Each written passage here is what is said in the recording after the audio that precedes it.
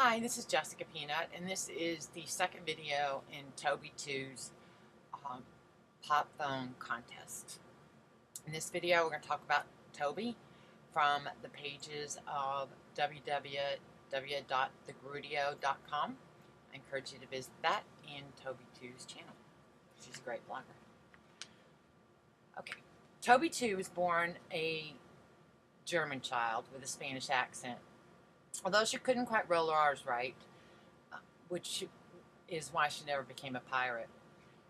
With her pirate aspirations dashed, Tobie shifted her energies to bank robbery.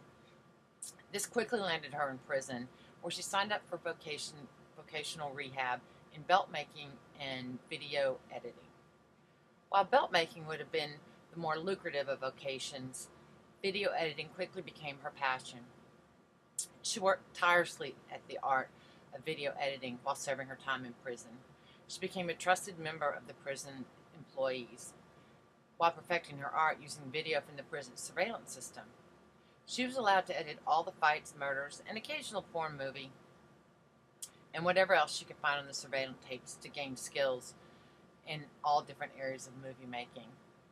With her editing skills, good behavior, and a blackmail tape, she was granted an early release, walked into the world armed with a new passion for film, new editing skills, and of course, her hair.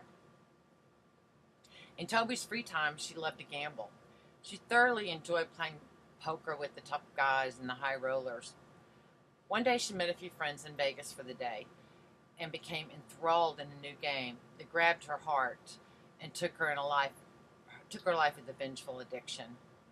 This game was different than holding cards and outwitting bluffs. This was push buttons with ringing whistles, bells, and lights galore.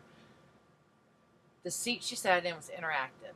It had speakers in the head of the chair and vibrated, which Tobie really liked.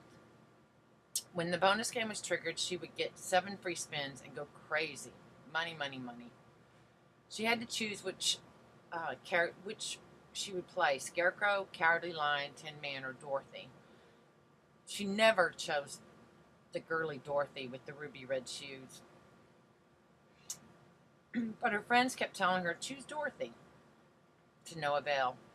Tobie sat in the chair at the Wizard of Oz game, drinking a few Bud Light limes and some other 64-calorie beer for 18 days. The gaming commission finally came and wrestled the delirious Tobie off the machine and took her to the hospital for a psych evaluation and gambling therapy. She eventually recovered, but even if she goes missing now for a few days, that's where her wife looks for her first. Some of this is true. Guess which part? But we digress. It's what she does. What her friends did not know is that Tobie could not choose Dorothy. She never chose Dorothy. About twice a year, long-lost relatives came back to visit their distant cousin, who is of German extract, who inherited their most cherished and desired trait. The relatives couldn't figure out why she kept pointing cameras to the sky when they were only trying to get a look at her hair so they could report back to their distant galaxy. What Tobie didn't know, however, was the new gold phone was being hacked by certain British journalists who were selling off her secrets to Twish 1999 so that she could make a new genre of hair-raising videos about her. In Tobie's spare time, she enjoys sniffing glue. This causes uncontrollable hand gestures that she does. She calls them international hand gestures for words, but we all know it's from the effects of sniffing glue. She started with Elmer's glue when she was a poor child in Germany and graduated to crazy glue during her college days, hence the constant digressing. She also enjoys the scent of sweaty armpits. I heard that's her favorite scent.